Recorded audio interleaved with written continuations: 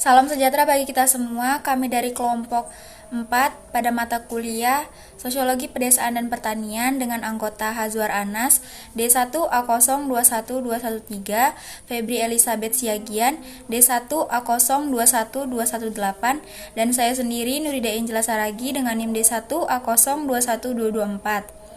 Kami akan membacakan slide PowerPoint kami pada hari ini dengan materi Peasant dan Pola Kebudayaan Masyarakat Desa di Indonesia.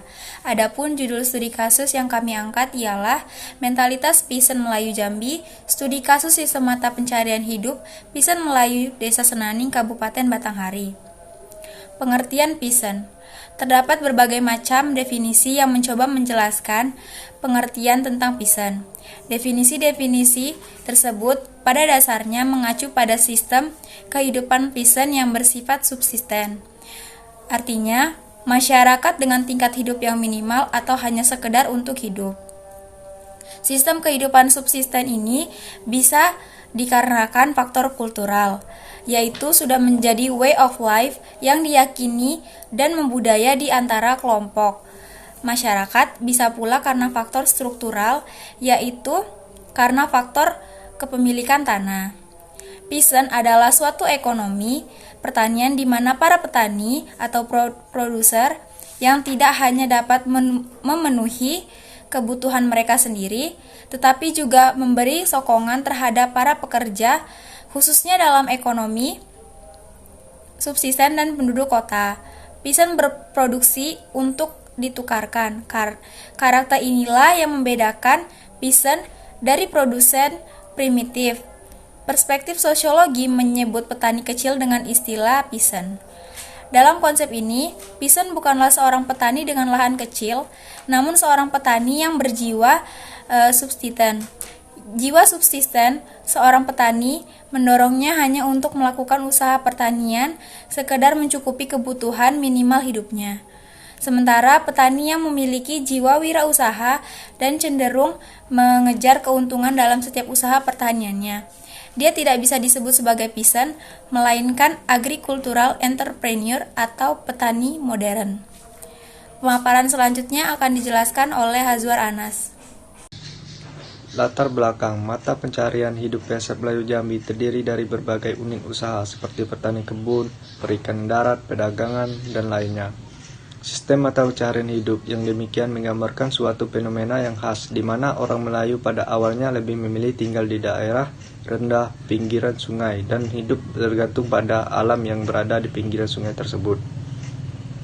Sebelum masyarakat Jambi mengenal dan mengusahakan perkebunan karet, kopi, tembakau sebagai komoditas perdagangan, secara umum lahan pertanian ditanami dengan tanaman untuk kebutuhan hidup sehari-hari, seperti padi, papawijaya, sayur-sayuran, buah-buahan, dan lainnya. Untuk mencukupi kekurangan kebutuhan hidupnya, kebanyakan mereka memanfaatkan sumber daya alam yang masih melimpah antara lain hutan, danau, dan sebagainya, dengan cara tradisional dan menggunakan teknologi yang sederhana. Konsep peasant dalam ekonomi pedesaan bukan merujuk pada petani, akan tetapi mengacu kepada masyarakat pedesaan yang memiliki pekerjaan tidak hanya petani, tetapi pekerjaan yang beragam seperti bersawah, berdagang, sayur mayur, mencari ikan, kerajinan khas desa, dan lain-lainnya. Sikap mental peasant yang sering kali terlihat dalam unit-unit usaha tersebut adalah mentalitas subsistensi, tolong-menolong, santai, kurang inovatif, cepat, curiga, familisme, dan sebal tertutup.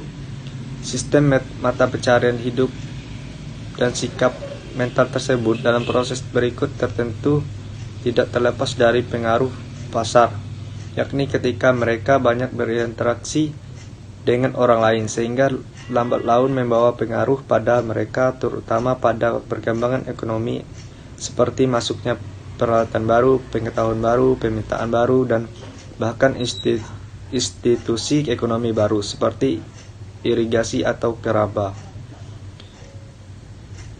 Mentalitas merupakan salah satu faktor penting bagi kemampuan suatu bangsa, sehingga bangsa yang besar seperti Indonesia sulit untuk mencapai suatu taraf kemajuan bila tidak memahami dan meletakkan mentalitas bangsanya sebagai dasar berpijak dari tujuan pembangunan Sebab pada prinsip tujuan dari pembangunan bangsa ini adalah pembangunan manusia Indonesia seutuhnya, baik jasmani maupun rohani. Keterpurukan, krisis ekonomi, dan krisis multidimensi adalah bukti dari rapuhnya metalitas suatu bangsa.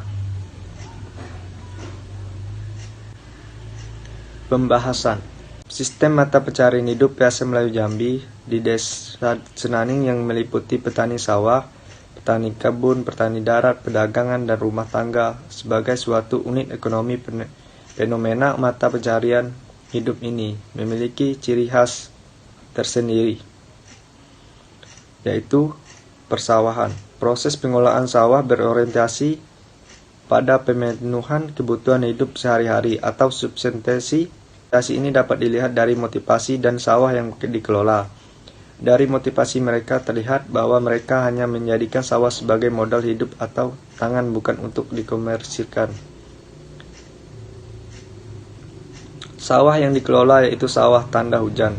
Karena itu ketergantungan air sawah sangat dipengaruhi oleh curah hujan. Walaupun pada saat sekarang ini musim kemarau sudah sedikit bisa diatasi dengan adanya mesin air. Meskipun demikian, pola-pola ketergantungan pada alam sangat tinggi sehingga irigasi dan pompa air belum menjadi budaya baru bagi mereka untuk dapat meningkatkan produksi sawah. Sedangkan teknologi yang digunakan masih sederhana. Orientasi seperti ini juga dijelaskan oleh Dias bahwa passion dalam tindakan dan pilihannya secara langsung sangat berhubungan dengan alam, seperti air, cuaca, dan matahari. Dengan kata lain, mereka dilingkup oleh sistem ekologi. Di samping sumber alam, petani juga dibatasi oleh teknologi. Dalam hal ini, teknologi sederhana. Petani sawah Desa Senaning menggunakan teknologi yang sederhana, seperti waktu pembebasan menggunakan parang, kain, dan batu asahan. Pada waktu penanaman, ia menggunakan kayu tunggal atau tandur. Sedangkan pada waktu panen, petani hanya menggunakan tuah dan keruntung atau kiding. Kesederhanaan teknologi ini menunjukkan mereka masih berorientasi pada sekadar pemenuhi kebutuhan hidup. Selanjutnya, kebun. Struktur kebun yang ada di Desa Senaning ada dua, yaitu kebun mudo dan kebun tanaman keras. Usaha kebun mudo berorientasi untuk mendapatkan uang kontan, menunjukkan adanya tanaman yang dominan ditanam di dalam kebun. Jenis tanaman kebun mudo adalah berumur pendek, karena itu kepemilikan kebun tidak tetap atau permanen. Namun, apabila kebun mudo sudah berorientasi pada kelanjutan untuk ditanami tanaman keras. Untuk ditanam tanaman keras, mereka kepemilikan kebun mudo tersebut adalah permanen, sedangkan kebun tanaman keras belum menunjukkan orientasi pada usaha komersil, walaupun di mana kebun tanaman keras tersebut terdiri dari tanaman yang dominan. Apalagi bila hanya ditanam dengan tanaman campuran atau tanaman yang ditanam tanpa modal dan perawatan cukup, maka kebun ini hanya berorientasi pada keinginan untuk memenuhi kebutuhan makan. Sistem dan teknik pengelolaan yang sangat sederhana ditambah dengan tenaga kerja yang terbatas pada kalangan keluarga sendiri menunjukkan aktivitas berkebun masih syarat dengan kemudahan-kemudahan, dan itu terlihat jelas dari pengelolaan kebun, mulai dari pembukaan lahan, penanaman, perawatan sampai pada panen. Di dalam pengelolaan tanaman keras tidak begitu memerlukan suatu kemampuan yang tinggi, tidak membutuhkan modal yang banyak, dan hanya menggunakan teknologi sederhana. Kebun tidak hanya sebagai perpanjangan usaha dari sawah, tetapi juga usaha sampingan atau perpanjangan dari usaha lain seperti perikanan, perdagangan, atau lainnya. Perpanjangan ini terlihat juga dari pemilihan lahan kebun yang dekat dengan sawah dan dekat dengan pemukiman penduduk. Kebun yang jauh seperti kebun talang sudah jarang dilakukan. Kebun tidak seketat mata pencarian lain, seperti sawah, perikanan, atau dagang. Karena itu, kebun memiliki banyak waktu luang. Setelah tanaman tumbuh, kebun yang sekali-sekali dibersihkan dari umpet liar. Untuk itu, bagi Pesen dan Senaning, kebun dinomor duakan, maka pola kerjanya lebih santai. Budaya santai melahirkan mentalitas beguyur. Ini muncul setelah mereka kerja keras dan beranggapan bahwa pangan sudah bisa diatasi, tinggal pemenuhan kebutuhan non-pangan. Kecenderungan ini pun menjadi mereka merasa puas bila mereka sudah cukup makan dan pakaian dari suatu panen ke panen berikutnya. Sifat menunggu ini mungkin membudayakan karena mereka meyakini walau bersifat berguyur, lambat laun mereka akan memperoleh hasilnya. Untuk itu mereka tetap menanam karena suatu saat kelak mereka akan memperoleh hasilnya. Perkenalkan, nama saya Febri Elizabeth Jagian dengan NIM 1A 021218 dari kelompok 4. Di sini saya akan melanjutkan pokok pembahasan dari Hajuat Anas. Perikanan. Perikanan darat telah dilakukan oleh masyarakat Piasan di Desa Senaning selama puluhan tahun secara turun-temurun. Dengan teknologi dan peralatan tradisional, perikanan darat meliputi usaha perikanan tradisional, usaha perikanan hias, dan usaha perikanan keramba. Dalam usaha perikanan tradisional, terlihat dengan jelas penggunaan alat-alat penangkapan ikan secara tradisional. Tidak memerlukan modal yang banyak, pendidikan dan skill yang tinggi, namun hanya dibutuhkan sedikit pengalaman. Karena hanya membutuhkan sedikit pengalaman, setiap orang mampu melaksanakan kegiatan tersebut, memudahkan usaha perikanan tradisional dan tidak adanya tantangan yang cukup berarti. Mudah dikerjakan, hanya bersifat menunggu di tempat. Dengan demikian, terlihat bahwa Piasan dalam melakukan kegiatan ini hanya untuk memenuhi kebutuhan hidup. Ini terlihat dari usaha-usaha yang bersifat nasib-nasiban, terkadang dapat banyak dan terkadang tidak dapat ikan sama sekali. Orientasi subsistensi semakin terlihat pada distribusi hasil pencarian ikan. Pada musim ikan murah, mereka mempunyai banyak alternatif di samping dikonsumsi sendiri dan dibagi-bagikan kepada tetangga. Hal ini dilakukan karena mereka tidak membutuhkan uang kontan. Semua hasil tangkapan didistribusikan kepada pasar atau diekspor melalui toke dan dibawa ke kota Jambi yang selanjutnya dibawa ke Jakarta. Untuk itu, orientasi usaha ini adalah mereka menanti dan menggunakan kesempatan musim ikan hias sebaik mungkin. Orientasi komersil dan uang kontan ini adalah salah satu usaha mereka dalam menambah modal dalam usaha lain, seperti usaha perikanan keramba atau usaha dagang, sehingga terlihat kalkulasi yang rasio. Interaksi mereka dengan bank di dunia pasar, pedagang, dan orang-orang perikanan telah membawa pola pikir baru dalam dunia perikanan di Desa Senaning. Pola pikir baru itu adalah usaha perikanan keramba yang menjanjikan perubahan nasib secara rasional. Hubungan-hubungan ini membawa mereka kepada perkembangan baru. Sangat disayangkan, usaha pabrik-pabrik pakan ikan di Desa Senaning gagal karena kelangkaan bahan baku. Kalau penyediaan bahan baku itu berhasil, maka memudahkan petani ikan dalam mengatasi kesulitan pakan ikan. Sayang juga pabrik selai patin yang dikelola oleh Pak Dahlan di Desa Senaning belum mendapat peluang pasar, karena selai ini berorientasi untuk kelas menengah atas. Bila ada upaya yang konkret dari pihak pemerintah untuk mengembangkan usaha ini, maka akan memudahkan petani ikan keramba Desa Senaning menjual ikannya dan membuka lapangan kerja baru. Perdagangan. Dunia perdagangan di Jambi sudah sejak lama ditekuni, khususnya dunia perdagangan yang berhubungan dengan dunia luar dan berorientasi komersil. Hal ini terlihat dalam keterlibatan pedagang Jambi sejak tahun 1920 yang menjual karetnya ke dunia luar.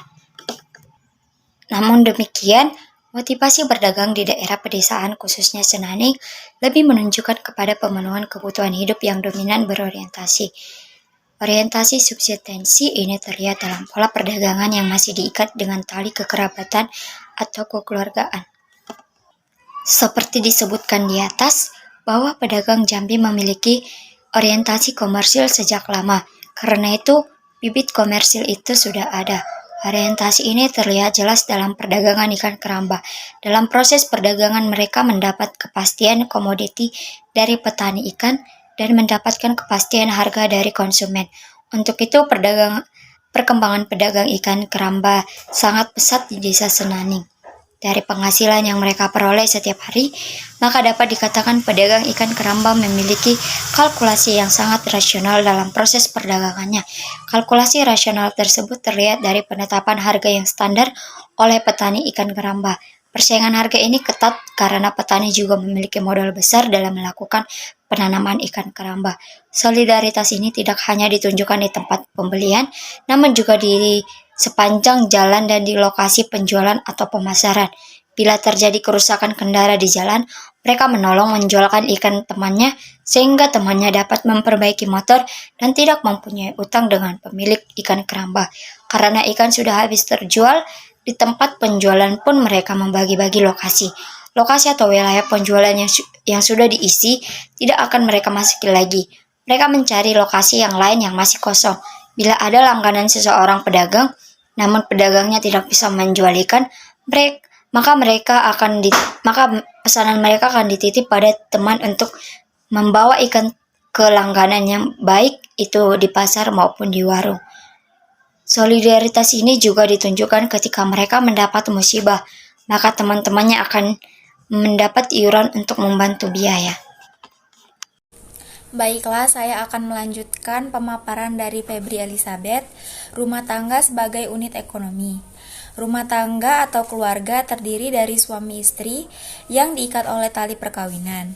Namun tidak hanya sekedar itu, perkawinan juga mempererat tali kelompok dan anggota kerabat yang lain, sehingga memperlihatkan suatu kohesi yang merupakan tali pengikat yang lebih kuat.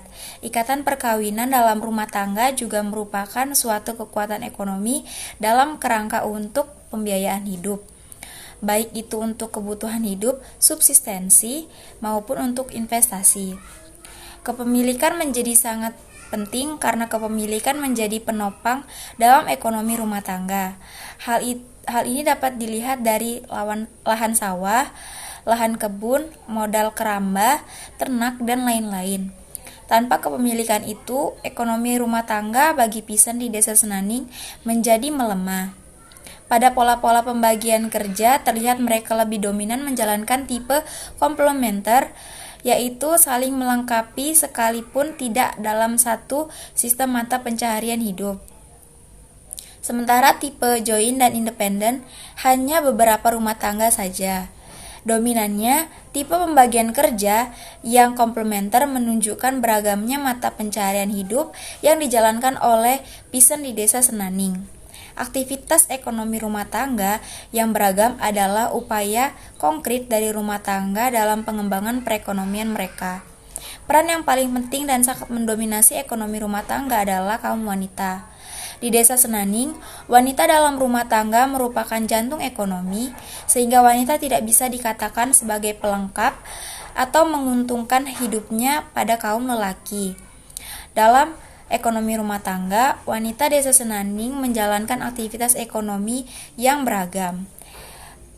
Tugas rumah tangga dan tugas ekonomi dilaksanakan dalam suatu waktu yang sangat padat sekali. Setiap pagi setelah mempersiapkan keperluan kerja, semua anggota rumah tangga dan membersihkan rumah. Begitu juga setelah wanita melakukan aktivitas ekonominya, maka pada sore dan malam harinya mereka kembali mengerjakan tugas kerumah tanggaan. Pekerjaan ekonomi wanita di desa sekalipun tidak menghasilkan lebih banyak, tetapi dijalankan terus-menerus tanpa henti sehingga aktivitas ekonomi mereka merupakan jantung dan pertahanan hidup bagi rumah tangga. Kesimpulan, sistem mata pencaharian hidup tersebut saling terkait antara satu dengan yang lainnya. Satu unit mata pencaharian terlepas dari mata pencaharian lainnya dan menunjukkan juga suatu sistem yang berjalan secara terus-menerus. Keterkaitan mata pencaharian hidup disebabkan karena satu unit usaha belum cukup untuk kehidupan rumah tangga Pisan. Karena itu, masing-masing saling menopang. Kelesuan suatu usaha akan ditutupi oleh usaha yang lain. Pisan Melayu Jambi yang hidup di daerah pedesaan tidak selamanya memiliki mentalitas subsistensi dan memegang teguh nilai-nilai kekerabatan atau kekeluargaan dalam sistem mata pencaharian hidupnya. Namun juga memiliki nilai-nilai yang berorientasi komersil, dan pasar. Kedua mentalitas ini terlihat jelas dalam sistem dan perilaku ekonomi Pisan Melayu di Desa Senaning. Mentalitas subsistensi lebih dominan terdapat pada setiap sistem suatu pencarian hidup, baik pada pertanian sawah, kebun, perikanan darat, maupun dalam perdagangan. Namun, mentalitas yang mengarah ke komersil terlihat dalam usaha perikanan, keramba, dan sedikit di perdagangan. Sikap mental subsistensi yang terdapat pada masyarakat Pisan Melayu Jambi terlihat dengan jelas bahwa Pisan Melayu masih sangat kuat menjunjung prinsip moralitas pedesaan. Hal ini disebabkan karena masih kuatnya budaya kekeluargaan dan tolong-menolong, kebersamaan dalam berbagai bidang kehidupan telah membuat Pisan mempertahankan dan memperkokoh budaya ini. Unit-unit ekonomi tersebut menggunakan peralatan yang sangat sederhana dan serba terbatas. Dikerjakan dengan cara sederhana sehingga hasilnya pun hanya sekedar cukup untuk makan.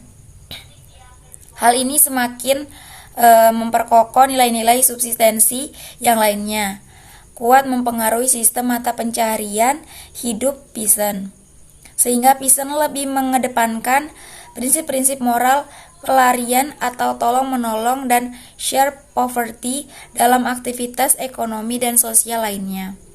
Sejalan dengan itu, pada masyarakat Pisan Desa Senaning, sekalipun menggunakan peralatan sederhana, namun telah menampakkan suatu kegiatan mata pencaharian hidup yang berorientasi komersil dan pasar. Orientasi komersil dan pasar ini disebabkan oleh faktor internal dan faktor eksternal. Faktor internal yaitu tekanan-tekanan mata pencaharian hidup yang semakin sulit dan upaya untuk mengubah nasib. Sedangkan faktor eksternal berasal dari terjadinya interaksi secara terus-menerus dengan masyarakat luar melalui perdagangan dan birokrasi pemerintahan. Demikian pembacaan slide PowerPoint dari kelompok kami. Mohon maaf bila ada salah kata. Kami akhiri. Terima kasih.